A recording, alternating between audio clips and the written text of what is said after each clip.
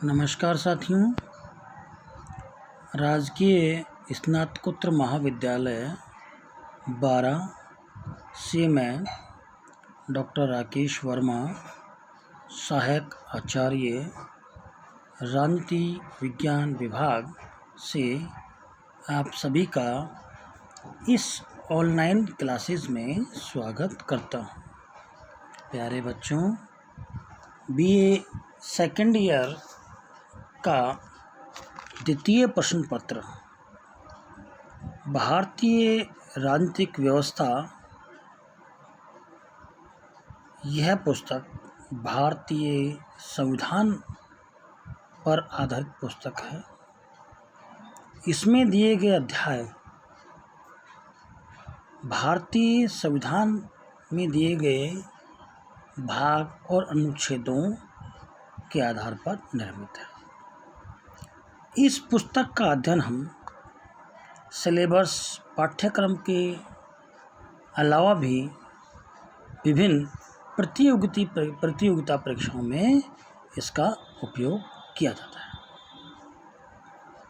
भारतीय जो संविधान है, इसका अध्ययन अति महत्वपूर्ण इसलिए हो जाता है क्योंकि संपूर्ण शासन व्यवस्था इसी संविधान पर आधारित है। आज जो हम शासन व्यवस्था के पदाधिकारियों को देख रहे हैं, जैसे राष्ट्रपति, प्रधानमंत्री, मंत्री, सर्वोच्च न्यायालय के न्यायाधीश, निर्वाचन आयोग और अन्य जो पदाधिकारी करते हैं, उन पदाधिकारी को क्या कर्तव्य होंगे और क्या अधिकार होंगी और उनकी क्या सीमाएं होंगी, इस चीज़ का अध्ययन हम इस पुस्तक में करते हैं। इसी क्रम में आज हम भारतीय संविधान में संशोधन के बारे में बात करें। संशोधन क्यों आवश्यक है, इस बारे में हम बात करते हैं कि देश की बदलती हुई परिस्थितियों और आवश्यकताओं के अनुसार देश का संविधान बदलता रहना चाहिए। क्योंकि यदि हमने संविधान में कोई परिवर्तन नहीं किया, कोई संशोधन नहीं किया, तो उस देश में क्रांति होना स्वाभाविक है।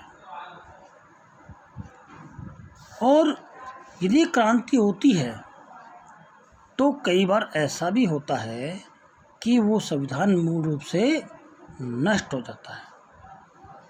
इस कारण संविधान निर्माताओं ने इस बात का ध्यान दिया कि संविधान में संशोधन होते रहने चाहिए, आवश्यकता और परिस्थिति के अनुसार। जब संविधान का निर्माण हो रहा था, उस समय तत्कालीन भारत के प्रधानमंत्री, क्योंकि उस समय शासन व्यवस्था अंग्रेज़ों के समय थी और अंग्रेज़ों ने ही ये कहा था कि आप अपना संविधान बना के दिखाएं तो हम आपको सत्ता देते हैं। इस बात को हमारे नेताओं ने एक्सेप्ट किया, स्वीकार किया कि हम संविधान बना सकते हैं। उस समय हमारे चरम पर जो नेता थे, उनमें पंडित जवाहरलाल नेहरू का नाम लिया जाता है। संविधान सभा में उन्होंने कहा था कि जहाँ तक संभव है हम इस संविधान को एक ठोस और स्थायी संविधान के रूप में देखना चाहते हैं। संविधान में कोई स्थायित्व नहीं होता, इसमें कुछ लचीलापन भी होना चाहिए। यदि आप इसे कठोर और स्थायी बनाते हैं तो आप एक राष्ट्र की प्रगति पर जीवित, प्राणवत एवं शरीरधारी व्यक्तियों की प्रगति पर रोक लगा देते हैं। हम आज संविधान में संशोधन प्रक्रिया के बारे में बात करते हैं। भारतीय संविधान का संशोधन भारत के संविधान में परिवर्तन करने की प्रक्रिया है। इस तरह के परिवर्तन भारत की संसद के द्वारा किए जाते हैं। इन्हें संसद प्रत्येक सदन में पर्याप्त बहुमत के द्वारा अनुमोदन प्राप्त होना चाहिए और विशिष्ट संशोधनों को राज्यों के द्वारा भी अनुमोदित किया जाना चाहिए। इस प्रक्रिया का विवरण संविधान के अनुच्छेद 368 भाग 20 में दिया गया है, जो कि संविधान में दक्षिण अफ्रीका के संविधान से हमने लिया है। भारत के द्वारा संघात्मक शासन व्यवस्था को अपनाया गया है। अतः भारत में कठोर और लचीले संविधान को अपनाया गया। संवैधानिक संशोधन की प्रक्रिया का वर्णन संविधान के अनुच्छेद 368 के भाग 20 में दिया गया है। अनुच्छेद 368 में संवैधानिक संशोधन की 2 प्रक्रियाओं का उल्लेख किया है, लेकिन संविधान में संशोधन की एक अन्य प्रक्रिया है जिसका उल्लेख 368 में नहीं किया। वस्तुतः भारतीय संविधान में संशोधन 3 प्रकार से हो सकता है। संविधान में संशोधन की ये 3 प्रक्रियाएं हैं। पहला, संसद द्वारा सामान्य कानून निर्माण की प्रक्रिया के आधार पर संशोधन। दूसरा, संसद के विशिष्ट बहुमत द्वारा संशोधन की प्रक्रिया। और तीसरा है संसद के विशिष्ट बहुमत और राज्य के विधानमंडलों के अनुमोदन से संशोधन की प्रक्रिया। हम एक एक करके तीनों का अध्ययन करते हैं। पहला, सामान्य कानून निर्माण की प्रक्रिया के आधार पर संशोधन। संसद के साधारण बहुमत द्वारा पारित विधेयक राष्ट्रपति की स्वीकृति मिलने पर कानून बन जाता है। इसके अंतर्गत राष्ट्रपति की पूर्व अनुमति मिलने पर निम्न संशोधन किए जा सकते हैं, जैसे नए राज्यों का निर्माण, राज्य क्षेत्र, सीमा और नाम में परिवर्तन, संविधान की नागरिकता संबंधी अनुसूचित क्षेत्रों और जनजातियों की प्रशासन संबंधी तथा केंद्र राज्य द्वारा प्रशासित क्षेत्रों के प्रशासन संबंधी व्यवस्थाएं।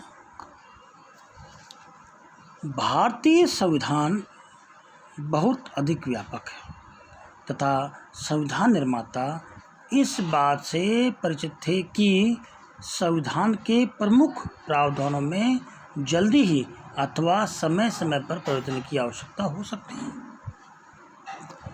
इसके साथ ही संविधान निर्माता संविधान में आवश्यक लचीलापन चाहते थे। इसलिए संविधान कठोर होते हुए भी इस संविधान के कुछ अंश ऐसे हैं जिनका संबंध भारतीय संसद के दोनों सदन पृथक पृथक साधारण बहुमत से प्रस्ताव पारित कर राष्ट्रपति की स्वीकृति के लिए भेज देते हैं और राष्ट्रपति की स्वीकृति मिलने पर संविधान में संशोधन हो जाता है। जैसे संशोधन कौन से बताऊं आपको कि राज्यों के क्षेत्र, सीमा और नाम में परिवर्तन। कुछ शर्तों के साथ राज्य विधानमंडल के द्वितीय सदन का गठन, समाप्ति, नागरिकता, अनुसूचित जातियों, अनुसूचित जनजातियों के संबंध में व्यवस्था, संसदीय विशेषाधिकार, संसदीय गणपूर्ति, संसद द्वारा कानून निर्माण हेतु अपनाई गई प्रक्रिया तथा द्वितीय अनुसूची की कुछ व्यवस्थाएं आदि। संविधान में संशोधन की इन व्यवस्थाओं को अनुच्छेद 368 में नहीं किया गया, परंतु संविधान के तत्संबंधी अनुच्छेदों में यह बताया गया है कि इसमें संशोधन संसद द्वारा बहुमत से संशोधन कर सकेगी और अनुच्छेद 368 की प्रक्रिया इन पर लागू नहीं होगी।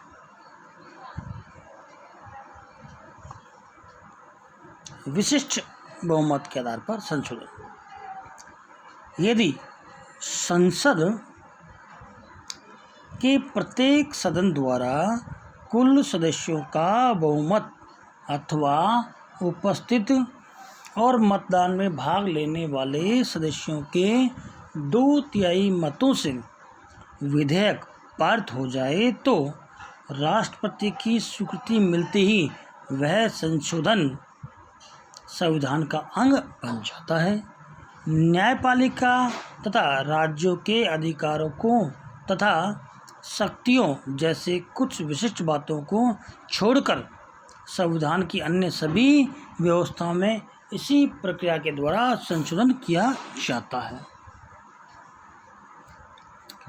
इसके अंतर्गत हम बात करें, इसके अंतर्गत संविधान की वे व्यवस्थाएं आती हैं जिनमें संसद के विशिष्ट बहुमत द्वारा ही संशोधन किया जा सकता है।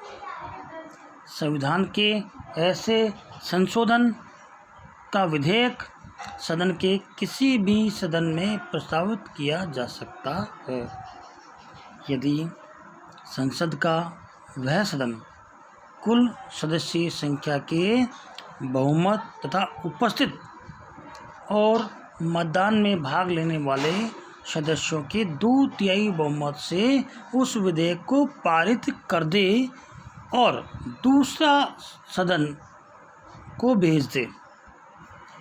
उस सदन में भी इसी प्रकार वह 2/3 बहुमत से पारित करके राष्ट्रपति की अनुमति के लिए भेज दे, तो वो संविधान का क्या अंग बन जाता है।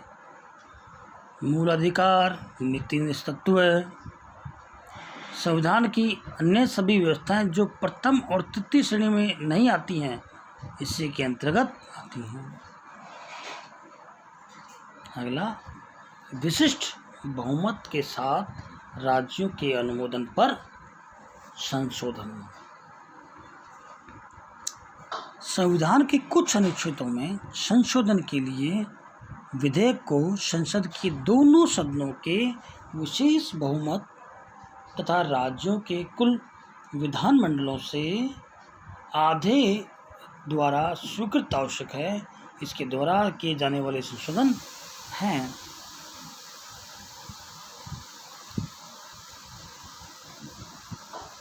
संसद के विशिष्ट बहुमत और राज्य विधानमंडलों की अनुमोदन से संशोधन की प्रक्रिया के आधार पर अंतिम तथा तीसरे वर्ग में संशोधन की वे व्यवस्थाएं आती हैं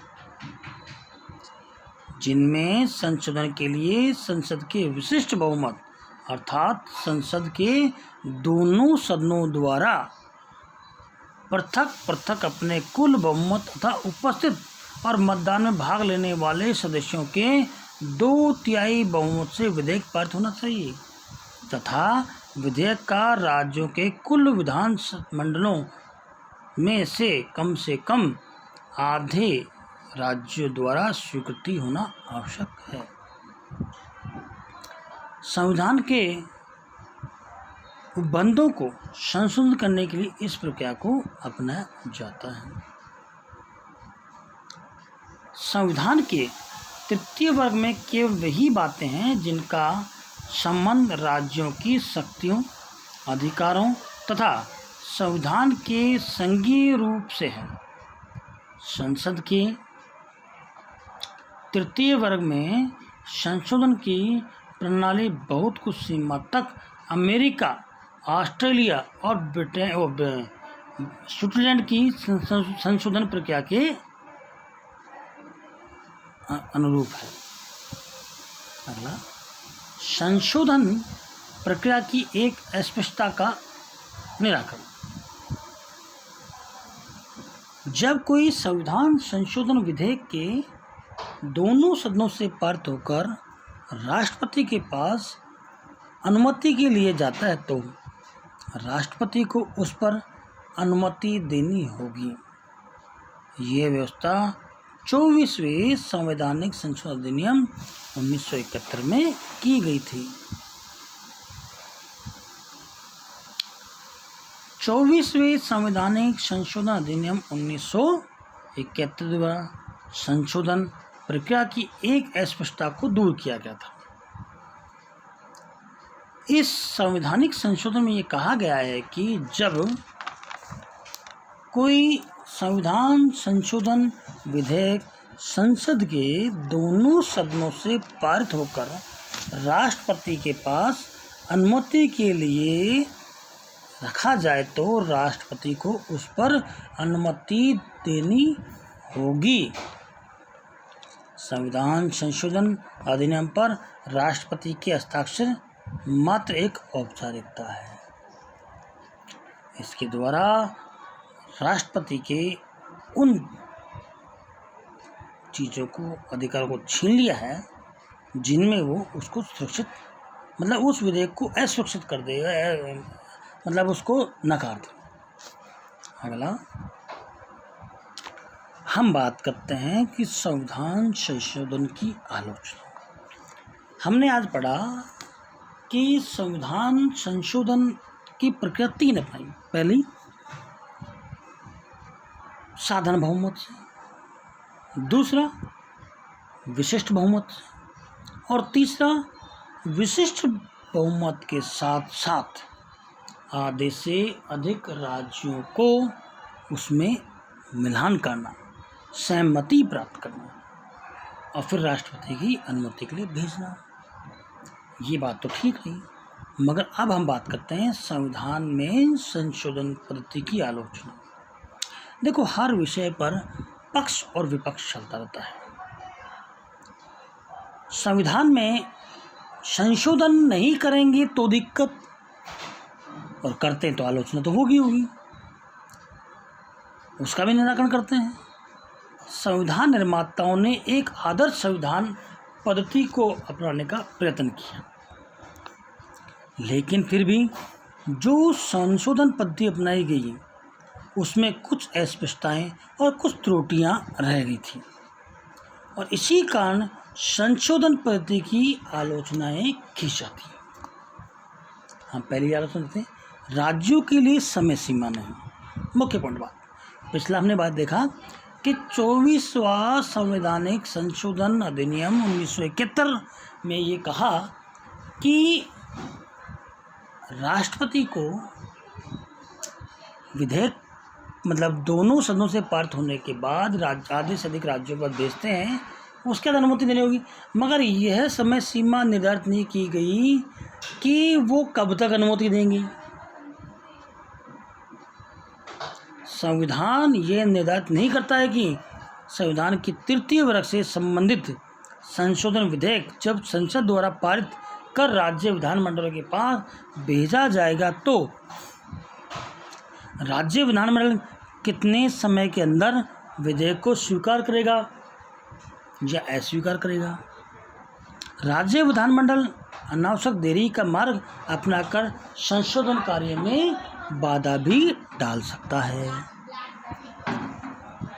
अगला, दोनों साधनों में मतभेद दूर करने की व्यवस्था में, जो 2 सदन है अपने राज्यसभा और लोकसभा, इनमें यदि कोई मतभेद हो जाता है तो क्या करें। साधारण विधेयक के संबंध में भारतीय संविधान के अनुच्छेद 108 के अंतर्गत राष्ट्रपति दोनों सदनों की संयुक्त बैठक बुला सकता है। संविधान संशोधन विधेयक पर मतभेद होने की स्थिति में दोनों सदनों की संयुक्त बैठक का कोई प्रावधान भी नहीं है। मतभेदों को सुलझाने की व्यवस्था के अभाव में राज्यसभा कुछ उदाहरणों में संविधान संशोधन के कार्य में बाधक बन गई। हम उदाहरण देखते हैं।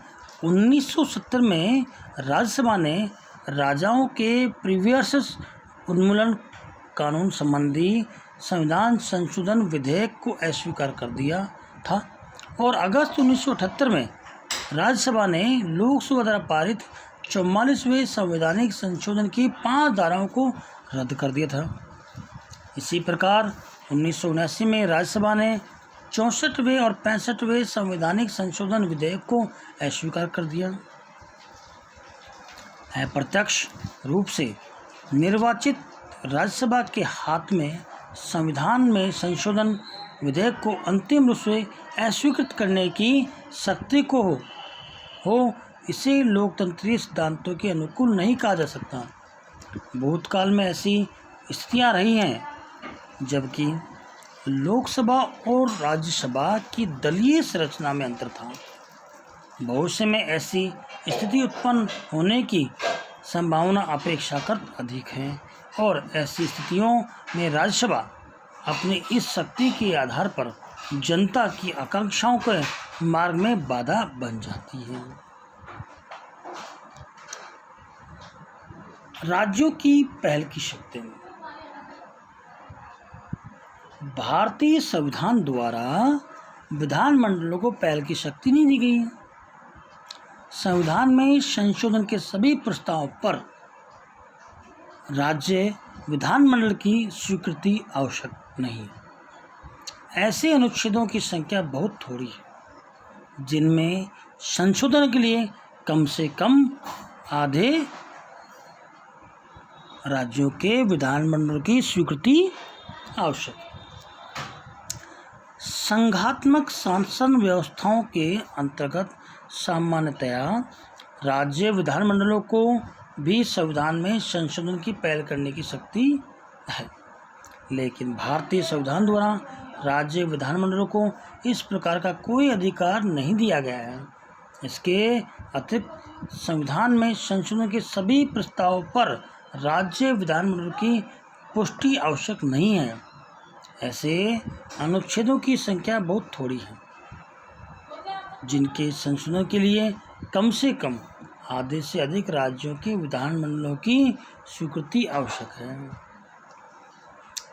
संविधान का बहुत बड़ा भाग ऐसा है जिसमें संशोधन की शक्ति संघीय संसद को एकरूपी पाई गई है। इस आधार पर हम कह सकते हैं कि राज्य विधानमंडलों को संशोधन कार्य में पर्याप्त शक्ति प्रदान नहीं की है, जो कि संघात्मक शासन व्यवस्था के अनुकूल नहीं है। जनमत संग्रह। लोकतांत्रिक व्यवस्था के अंतर्गत सामान्यतया संविधान संशोधन के संबंध में जनमत संग्रह या लोक निर्णय अति महत्वपूर्ण होता है, परंतु संसद में बहुमत दल प्राप्त सरकार अपनी मनमानी न कर सके और संविधान संशोधन के संबंध में अंतिम शक्ति जनता के हाथ में नहीं होनी चाहिए।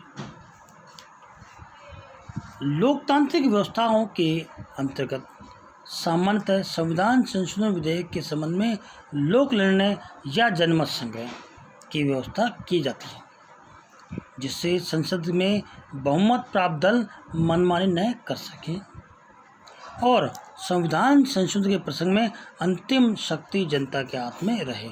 लेकिन भारतीय संविधान के अंतर्गत जनता को संविधान संशोधन विधेयक स्वीकार या अस्वीकार करने की शक्ति प्रदान नहीं की गई है। लोकसभा द्वारा पारित 44वें संवैधानिक संशोधन में संविधान के मूल ढांचे basic structure of the constitution के संबंध में लोक निर्णय की व्यवस्था का प्रस्ताव था, लेकिन राज्यसभा ने इसे अस्वीकार कर दिया। संवैधानिक संशोधन या संविधान के मूल ढांचे के संबंध में लोक निर्णय की व्यवस्था के अभाव एक ओर से लोकतांत्रिक सिद्धांतों के निरादर है, दूसरी ओर इसमें संसद के बहुमत प्राप्त दल को मनमानी करने के लिए प्रोत्साहन मिलता है। इस प्रकार हमने आज क्या पढ़ा, संविधान में संशोधन कैसे कहते हैं और संशोधन की आलोचना। भारतीय संविधान की संशोधन की प्रक्रिया में इन कमियों के बावजूद भी इस बात से इनकार नहीं किया जा सकता कि संशोधन प्रक्रिया व्यवहारिक नहीं है, दृष्टि से बिल्कुल ठीक नहीं है। भारतीय संविधान वस्तुतः लचीलेपन और कठोरता का अपूर्ण मिश्रण है। विश्व के अन्य संघात्मक संविधानों की तुलना में यह लचीला है, लेकिन भारत के संविधान निर्माताओं के द्वारा संसद के अन्य उपबंधों की तरह संवैधानिक संशोधन में भी सैद्धांतिक उलझनों में खोने की बजाय व्यवहारिकता के मार्ग को ही अपनाया है। संविधान में संशोधन की इस प्रक्रिया को अपनाते हुए भारतीय संविधान में अब तक काफ़ी संशोधन कर लिए गए हैं, परंतु एक बात का विशेष ध्यान रखें, हमारे संविधान में 395 अनुच्छेद हैं और वो बने रहेंगे। 12 अनुसूचियाँ वो यथावत हैं। 22 भाग हैं। जो संवैधानिक संशोधन करके कानून बनाया जाता है वो अनुच्छेदों की गिनती में नहीं आता है, वो वहीं तक ही सीमित रहता है। जैसे किसी संविधान संशोधन किया जाता है तो कोई जो अनुच्छेद होता है उसमें कै खे गे जोड़े जा सकते हैं, मगर उसको मूलतः नष्ट नहीं करते। इस प्रकार आज हमने भारतीय संविधान में संशोधन की प्रक्रिया को समझा। अगली कक्षा में आपसे पुनः मिलेंगे। सभी का इस ऑनलाइन क्लासेस में बहुत बहुत धन्यवाद, आभार, थैंक्स।